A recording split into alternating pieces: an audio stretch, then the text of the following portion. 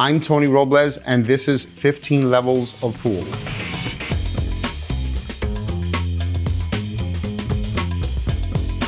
All the shots and techniques and fundamentals that we're learning today are applicable to most games in pool, but we're going to be focusing on the game of 8-ball today. Level 1, basic fundamentals. In order to master the game, you must have a solid foundation, and that's the bridge, the stance, and the stroke. The V bridge or open hand bridge is what is used for about 60 to 70% of the shots on the pool table. You form a fist, take your thumb, attach it to the knuckle, spread the fingers so that you create like a letter V. And that's going to help support the cue stick going back and forth nice and smoothly. Whereas a closed hand bridge, your fingers are nice and loose. You don't want to keep them too tight. Then the cue stick is going to rub on your fingers when you're trying to stroke the cue stick back and forth. The stance is making sure that you line up your body with each and every shot. A stroke is like a throwing motion in the game of pool, but the most important aspect of it is to make sure that you always come back nice and slowly, pause for a second or two before you decide to accelerate as you're going forward. Best way to confirm that your fundamentals are intact is to practice a drill called the center ball drill. So you're basically striking the cue ball dead center and making sure that it goes in a direct line to the cushion and then in a straight line back to the tip. Once you have your fundamentals down, it's time to take it to the next level. Level 2, aiming the cue ball using the ghost ball method. The way the ghost ball method works is you want to line two balls frozen together in a direct line to the center of the pocket. Then you get down on your shot and you line up the center of the cue ball to the center of the ball that represents the ghost ball. The cue ball will strike the object ball where the ghost ball was lined up. Once you've mastered the ghost ball method, you'll gain a lot more confidence and start pocketing balls more consistently. Level 3, controlling the cue ball. There are 3 ways to control the cue ball: the follow shot, the draw shot, and the stop shot. The follow shot is when the cue ball strikes the object ball and follows it after contact.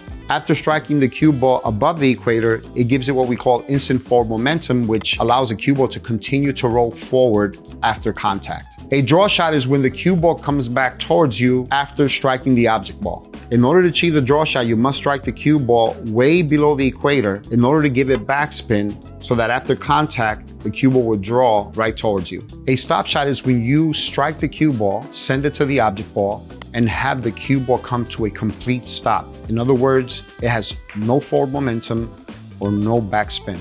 You're going to strike the cue ball anywhere from the equator to as low as you can go. And what happens is, in order to achieve what we call the slide effect, you must strike it so that the cue ball starts with backspin. Once that cue ball runs out of backspin, it starts to slide for a very short period of time before it starts to pick up forward momentum. It's at the point that the cue ball is sliding that you must contact the ball in order to achieve a stop shot. Understanding how to master the stop shot is all intuition and experience, as well as a lot of practice. But if you're trying to shoot a stop shot and the cue ball draws back a bit, that means you either hit it too low or you hit it too hard. If it goes forward, that means you hit it too high or you hit it too soft. The cue ball always tells you the truth. It never tells you a lie. Let's see how these shots would work in a real game situation. Level 4, basic positional play. Positional play is planning where your cue ball will end up after executing a shot. The way I play position is I always plan 3 shots ahead. We're going to use the shots that we just learned: the draw,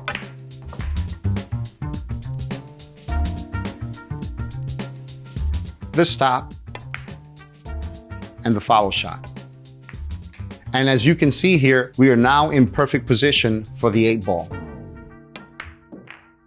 Level 5, the tangent or 90-degree angle line. You're not always going to have a straight shot. However, if you need to cut the ball in, things work out differently. If you're cutting the ball with stop shot speed, the cue ball will not stop. It will follow a 90-degree angle. You can also change the angle coming off the object ball by using a follow or a draw shot. A follow shot will go in front of the tangent line, whereas a draw shot will come behind the tangent line. Level 6, the Carom shot.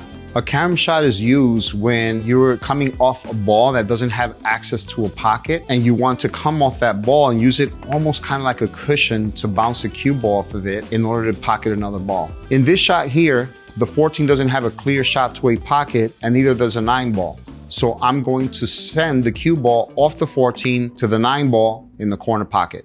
Level 7, combination shots. A combination shot is when you hit the cue ball to an object ball in an attempt to pocket a second ball. The simple version is when you have a straight combination shot. You're striking the center of the cue ball to the center of the first object ball, to the center of the second object ball, to the center of the pocket. But rarely are you going to have that perfect of a combination shot in the game. The ghost ball method can also be used to shoot more complex combination shots. It's the same technique, but instead of one ghost ball, we now have 2. It may seem simple, but seeing 2 ghost balls as opposed to 1 is a skill that comes with time and experience and lots of practice. Now there's a few more advanced shots that I want to talk about. Level 8, the kick shot. A kick shot is basically a follow shot that comes off the rail. To understand how a kick shot works, it's basically same angle in and same angle out. And that means that the angle that the cue ball hits a rail will be the angle that comes off the rail. So for one rail kick shots, we use a diamond system, the white dots that they have on the pool table that we use as a guide to give us a better idea of how to achieve a certain angle that we're looking for. Anytime you shoot, let's say, a kick shot and the object ball is by the pocket, that is considered 0. And then every diamond that we go above that, we do it in increments of 10. Corner pocket to the first diamond, that would be 10. The second diamond 20, the third diamond 30, and the fourth diamond, which is a side pocket, 40. So what you do is you divide it by 2, and that'll give you a true same angle in and same angle out. So half of 40 is 20. So all you have to do is go to the opposite rail on the opposite side of the table and send the cue ball towards 20. Common mistakes with kick shots is when a player either strikes the cue ball too hard or they accidentally add side spin to the cue ball. If you do use side spin, you will not get that same angle in and same angle out. Instead, you get a completely different angle, whether it's longer or shorter. Level 9, the bank shot.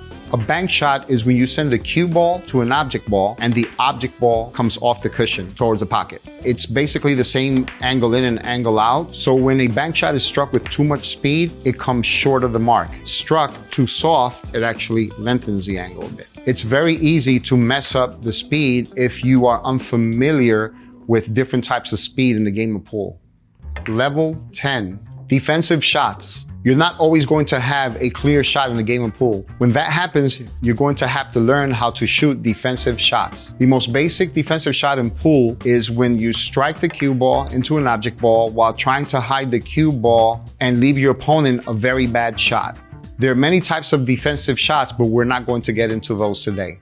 Level 11, side spin. All the shots that we've discussed to this point have been struck on the cue ball on this vertical axis right here, up and down. Now we're going to talk about the horizontal axis of the cue ball, which is called side spin. With a kick shot, the cue ball basically comes same angle in and same angle out off a rail.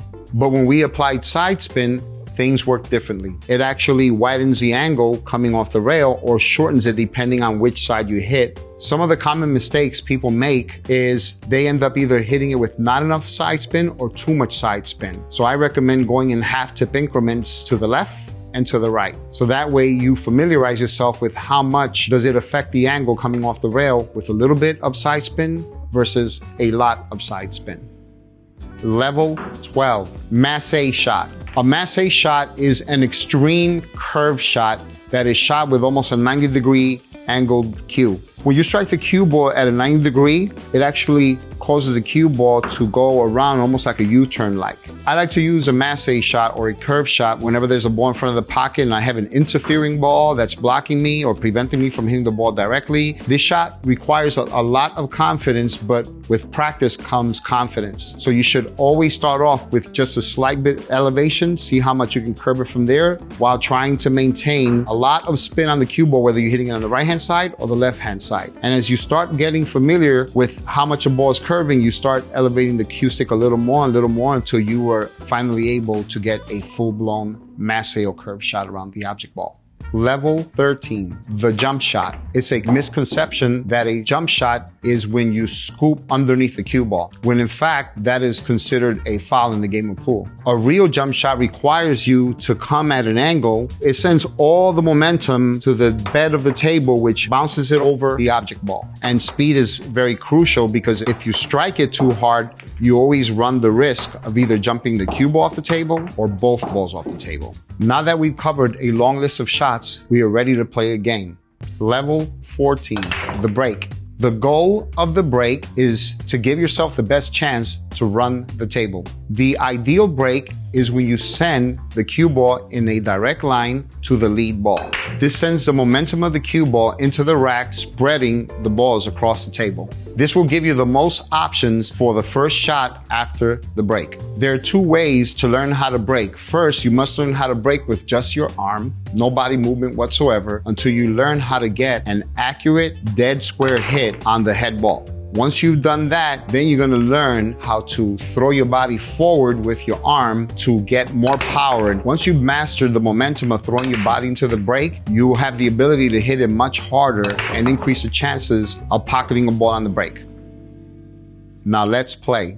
Level 15, advanced position play.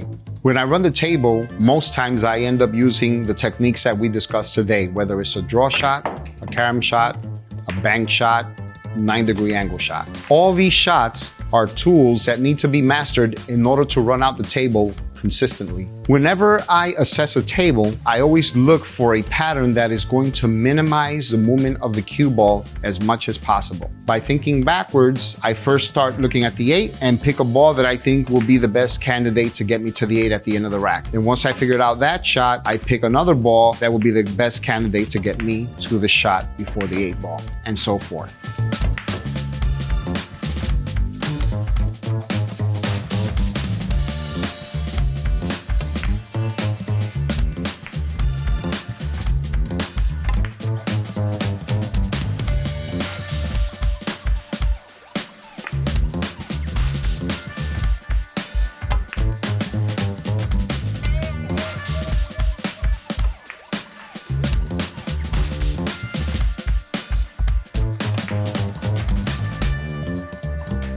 We've covered a lot of shots and techniques today, but there's always more to learn. Every game is different and will require different shots and techniques. No two games of pool are played the same way. But with the knowledge that we covered today, you should be well prepared to win. Thank you for watching, and I hope this improves your game.